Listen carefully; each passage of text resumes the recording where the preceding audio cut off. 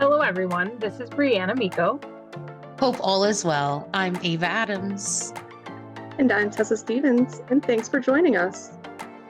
We're here for connecting and supporting people, Sharing relatable moments, Always encouraging and always growing.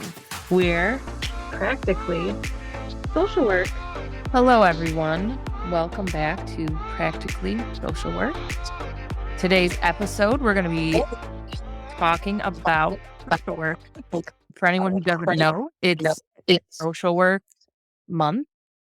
So we're just going to be talking a little bit about what a social worker is, what they do, how to become one. All the ins and outs. So a good place to start is probably what is social work or what isn't social work. What isn't social work would be more appropriate. What is social work? So social work has a lot of different jobs, but a really vague definition, I think, to like sum it up is it's a profession that you are well educated in. Sometimes you're test on top of after getting degrees, depending on the state that you're in. But the point is to help those in the community, the vulnerable people, helping them through challenges. They could be big life challenges. It could just be regular everyday life, and advocating for individuals and communities. Absolutely. I think that to sum it all up, the point of social worker is to meet the needs of people, of everyone. The base everyone. Absolutely. It's agreed. And what can you do with your social work degree? A better question would be, what can't you do? I feel like social workers are often targeted as just people who work in child welfare. That's it. So for some clarification, it's long. It's a long list, but social work is everywhere. Maybe we can just throw some lesser known ones, right?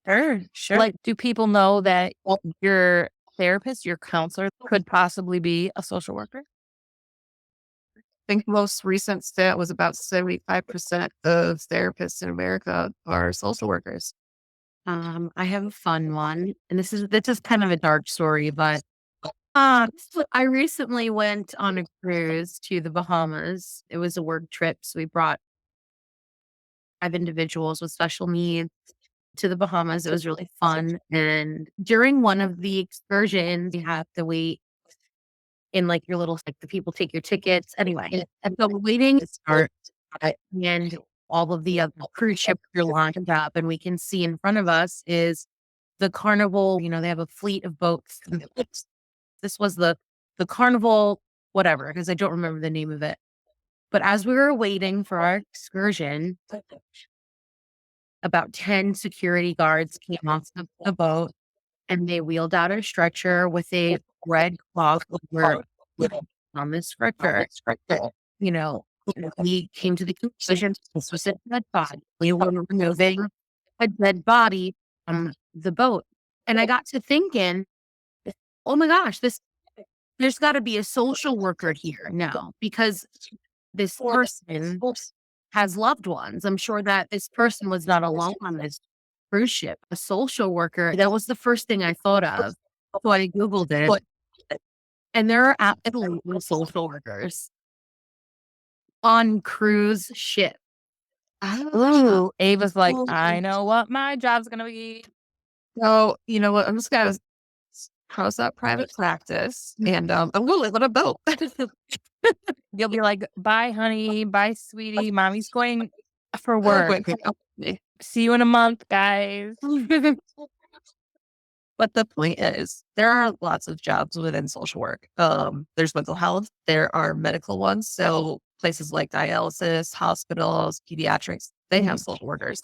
They help they help guide families through like the medical lingo and process and help them get connected with other support systems that they might need, whether that's transportation or getting to a group or, God, it seems like it's almost endless.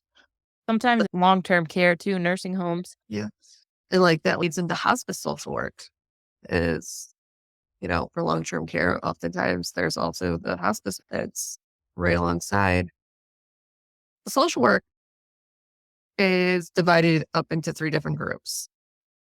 There's micro, meso, and macro. Mhm. I don't think a lot of people are aware of that. What do micro, meso, and macro mean? Some people might be asking that. Well, So, micro social work would be considered direct care. It would be considered caseworker would be a micro. Something where you're working directly with that client, where the work is it's more tangible. meso is more of like the community level of social work where you're working with different agencies and maybe school districts and neighborhoods to kind of try to improve the local area as a whole. That was like a perfect explanation. And macro level social work, we think of that and we think of social justice. So going after legislature and like really figuring out how to make an actual change. Yes, making policies change, fighting for our rights, fighting for equity, Yeah, Definitely. all important. Every single level is super important. Yeah. Uh, do we have an example of macro? Well, we did have a guest in recent times Yeah. who could be considered Absolutely. macro level. So working for an agency and Working on systematic issues. And we all know that America has a ton of them. we got problems. Big ones. Yeah, absolutely. Like social workers are the type of people that are all over Tennessee right now trying to fix that clusterfuck of a problem.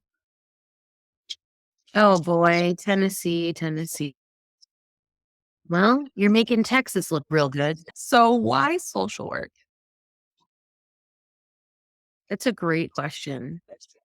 I think if you want to help people, if you like helping people, and like personally, I started working like direct care, nursing assistant, CNA type work, and I loved helping people, but my back didn't love helping people. So I was like, how else can I help people without having to like lift? I also started in direct care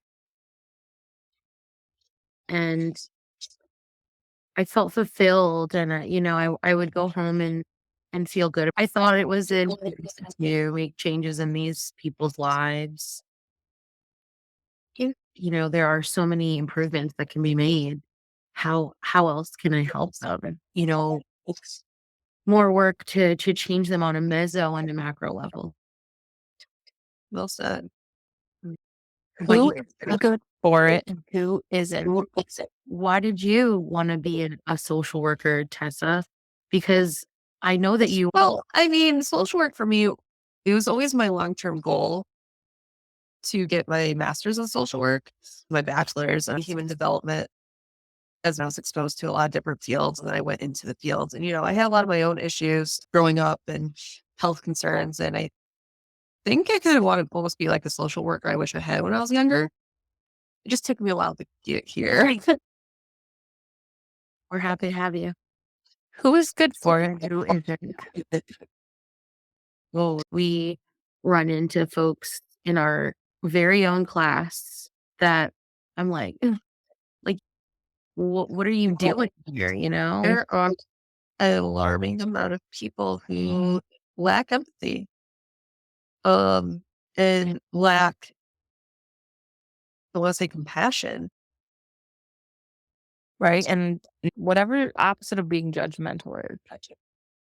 Because that's another thing you think about when you're helping someone and they're going through a crisis, you could share with them, like, this is what you need to do to help get yourself out of this situation.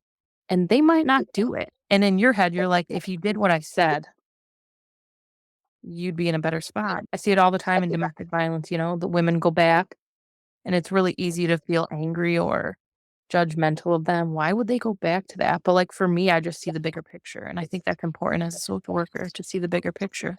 Put yourself in their shoes.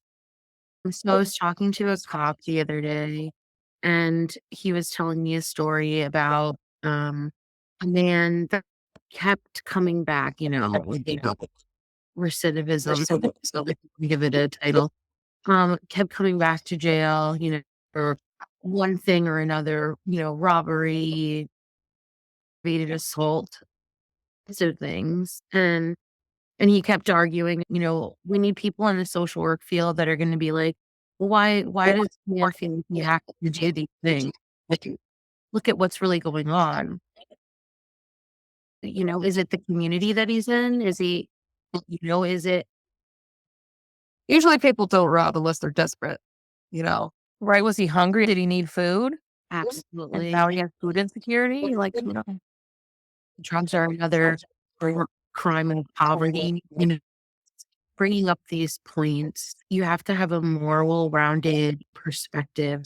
You can't just see their crimes or see their faults or see, ABC.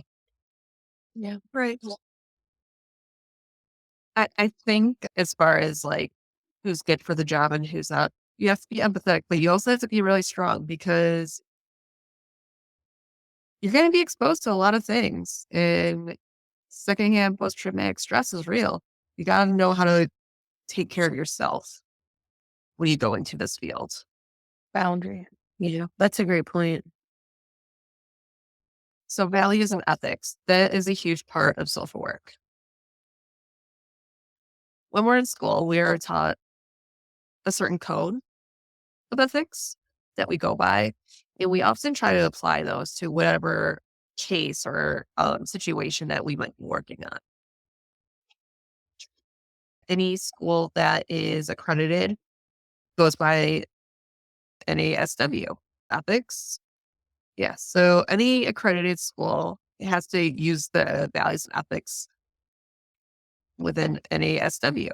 It's really a core part of our education, and you'll be applying those to all the different cases or situations or organizations you'll be working with throughout your work history. Yeah. I think it's just like a way to keep them accountable. Yeah.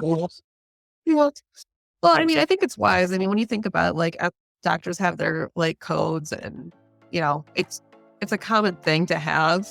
That way, there's a piece of it that's a little universal. But yeah, I think that's pretty much it on keeping it short for tonight. Very fitting that we're all seriously tired and it's social work lunch. And we're just like, what is social work? Brain shirt on. I think we'll wrap this one and we'll see y'all later. Before we depart for the day, we want to remind you that if you have topics you would like to hear about or just have general comments, feel free to reach out and submit those. Or if you have a topic you want to discuss with us here, reach out. You're always welcoming of making new connections. Our site is linked below, but please check out our TikTok, our Instagram, and subscribe to our YouTube. Talk to you later, everyone, and thanks for listening. And remember, take care of your future. Take care of each other. Take care of yourself.